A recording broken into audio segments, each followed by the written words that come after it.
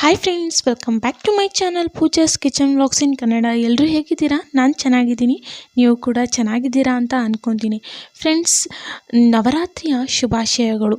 Friends, ಇವತ್ತಿನ ವಿಡಿಯೋದ ವಿಶೇಷತೆ ಏನಪ್ಪ ಅಂದರೆ 2024ರ ನವರಾತ್ರಿಯ 4ನೇ ದಿನ ಕೂಷ್ಮಾಂಡ ದೇವಿಯನ್ನು ಹೇಗೆ ಆರಾಧಿಸಬೇಕು, ಹಾಗೂ ಕೂಷ್ಮಾಂಡಿ ದೇವಿ ಅಂದರೆ ಯಾರು, ಕೂಷ್ಮಾಂಡ ದೇವಿಯ ಮಂತ್ರ, ಪೂಜಾ ವಿಧಾನ, ಕೂಷ್ಮಾಂಡ ದೇವಿಯ ಮಹತ್ವ ಮತ್ತು ಕತೆ, ಕೂಷ್ಮಾಂಡ ದೇವಿಯ ಪೂಜೆಯಿಂದ ನಮಗೇನು ಪ್ರಯೋಜನ ಅಂತ ತಿಳಿಸ್ಕೊಡ್ತೀನಿ.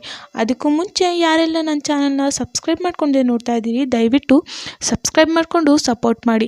ವಿಡಿಯೋ ಪೂರ್ತಿಯಾಗಿ ನೋಡಿ, ಇಷ್ಟ ಆದರೆ ಒಂದು ಲೈಕ್ ಕೊಡಿ.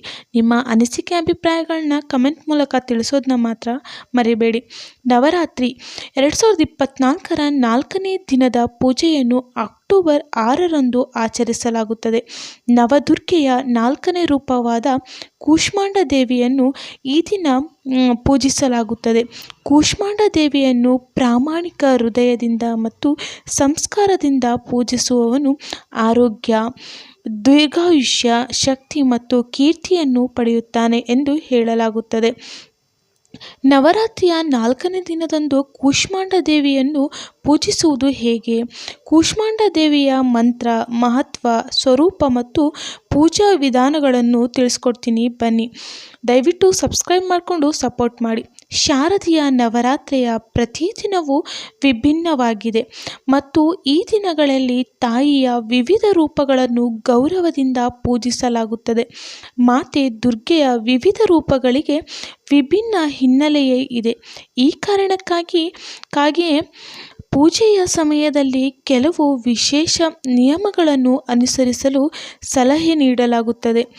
ತಾಯಿಯ ಈ 9 ರೂಪಗಳ ಬಗ್ಗೆ ನಾವು ತಿಳಿಸ್ಕೊಡ್ತೀನಿ, ಬನ್ನಿ. ನಿಮಗೆ ನಿಯಮಿತವಾಗಿ ಹೇಳುತ್ತೇನೆ.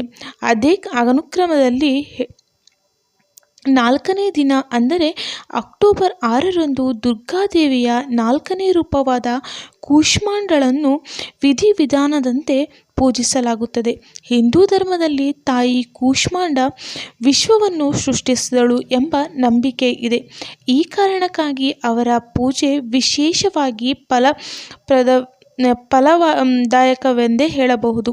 ನವರಾತ್ರಿಯ ಹಬ್ಬದಲ್ಲಿ 4ನೇ ದಿನದಂದು ಮಾಡುವ ಕೂಷ್ಮಾಂಡ ದೇವಿಯ ಪೂಜೆ ವಿಧಿವಿಧಾನಗಳಾವುವು? ಕೂಷ್ಮಾಂಡ ದೇವಿಗೆ ಸಂಬಂಧಿಸಿದ ಮಂತ್ರಗಳನ್ನು ನೋಡ್ಕೊಂಬರೋಣ, ಬನ್ನಿ. ಮೊದಲನೇದಾಗಿ ಕೂಷ್ಮಾಂಡ ದೇವಿಯ ರೂಪವನ್ನು ನೋಡೋದಾದರೆ, ಕೂಷ್ಮಾಂಡ ಎಂಬುದು ಸಂಸ್ಕೃತ ಪದವಾಗಿದೆ. ಇದರರ್ಥ ಕುಹದ ಅಂದರೆ ಪೇಟವನ್ನು ತಯಾರಿಸುವ ಹಣ್ಣು. ಈ ಕಾರಣಕ್ಕಾಗಿ ತಾಯಿಯನ್ನು ಮೆಚ್ಚಿಸಲು ಕುಂಬಳಕಾಯಿಯನ್ನು ದಾನ ಮಾಡುವುದು, ಕುಂಬಳಕಾಯಿಯನ್ನು ಅರ್ಪಿಸುವುದು, ಅದರಲ್ಲೂ ಬೂದುಗುಂಬಳಕಾಯಿಯಾಗಿರಬೇಕು. ಈ ರೀತಿ ಮಾಡುವುದನ್ನು ಮಂಗಳಕರವೆಂದು ಪರಿಗಣಿಸಲಾಗಿದೆ. ಅಂದರೆ ತಾಯಿಗೆ ಅತ್ಯಂತ ಪ್ರಿಯಕರವಾದ ಹಣ್ಣು ಅಂದರೆ ಬೂದುಗುಂಬಳಕಾಯಿ. 8 ತೋಳುಗಳಿಂದ ದೈತ್ಯ ರೂಪವನ್ನು ತೋರುವ ಕೂಷ್ಮಾಂಡ ದೇವಿಯನ್ನು ಪೂಜಿಸುವುದರಿಂದ ಎಲ್ಲ ತೊಂದರೆಗಳು ದೂರವಾಗುತ್ತದೆ ಮತ್ತು ಸಂತೋಷ ಮತ್ತು ಸಂಪತ್ತು ಸಿಗುತ್ತದೆ ಎನ್ನುವ ನಂಬಿಕೆ ಇದೆ. ದುರ್ಗಾದೇವಿಯ ಕೂಷ್ಮಾಂಡ ದೇವಿಯ ರೂಪವು ವಿಶಿಷ್ಟವಾಗಿದ್ದು, ಅವಳು 8 ತೋಳುಗಳನ್ನು ಹೊಂದಿದ್ದಾಳೆ ಮತ್ತು ಆಕೆ ತನ್ನ ಕೈಯಲ್ಲಿ ಜಪಮಾಲೆಯನ್ನು ಹಿಡಿದು ಸಿಂಹದ ಮೇಲೆ ಸವಾರಿ ಮಾಡಿಕೊಂಡು ಬರುತ್ತಾಳೆ.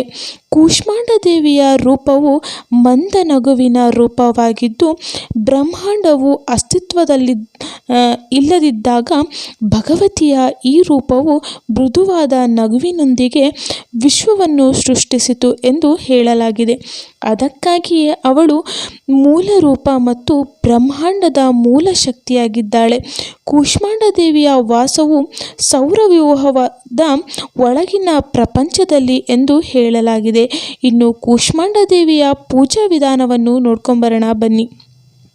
ನವರಾತ್ರಿಯ 4ನೇ ದಿನ ಬ್ರಾಹ್ಮಿ ಮುಹೂರ್ತದಲ್ಲಿ ಎದ್ದು ನಿತ್ಯ ಕರ್ಮದಿಂದ ಮುಕ್ತರಾಗಿ ಸ್ನಾನ ಮಾಡಿ ಇದರ ನಂತರ ಕಳಶವನ್ನು ವಿಧಿವಿಧಾನಗಳ ಮೂಲಕ ಪೂಜಿಸುವ ಜೊತೆಗೆ ದುರ್ಗಾದೇವಿಯನ್ನು ಮತ್ತು ಅವಳ ರೂಪವನ್ನು ಪೂಜಿಸಿ ಕೂಷ್ಮಾಂಡ ದೇವಿಗೆ ಸಿಂಧೂರ, ಹೂವುಗಳು, ಹೂಮಾಲೆಗಳು, ಅಕ್ಷತೆ ಇತ್ಯಾದಿಗಳನ್ನು ಅರ್ಪಿಸಿ ಇದಾದ ನಂತರ ತುಪ್ಪದ ದೀಪ ಮತ್ತು ಧೂಪವನ್ನು ಬೆಳಗಿಸಿ ತಾಯಿಯ ಮಂತ್ರವನ್ನು 108 ಬಾರಿ ಜಪಿಸಬೇಕು. ದುರ್ಗಾ ಸಪ್ತಸತಿಯನ್ನು ಸರಿಯಾಗಿ ಪಠಿಸಿ ಮತ್ತು ದುರ್ಗಾ ಚಾಲಿಸವನ್ನು ಕಡ್ಡಾಯವಾಗಿ ಪಠಿಸಿ. ತಾಯಿಯನ್ನು ಈ ರೀತಿ ಪೂಜಿಸುವುದರಿಂದ ನಿಮ್ಮ ಎಲ್ಲ ಸಮಸ್ಯೆಗಳು ನಿವಾರಣೆಯಾಗುತ್ತದೆ. ನೋಡಿದ್ರಲ್ಲ ಫ್ರೆಂಡ್ಸ್, ಕೂಷ್ಮಾಂಡ ದೇವಿಯ ಪೂಜಾ ಸಮಯ ಮತ್ತು ವಿಧಿವಿಧಾನಗಳನ್ನು ತಿಳಿಸ್ಕೊಟ್ಟಿದ್ದೀನಿ.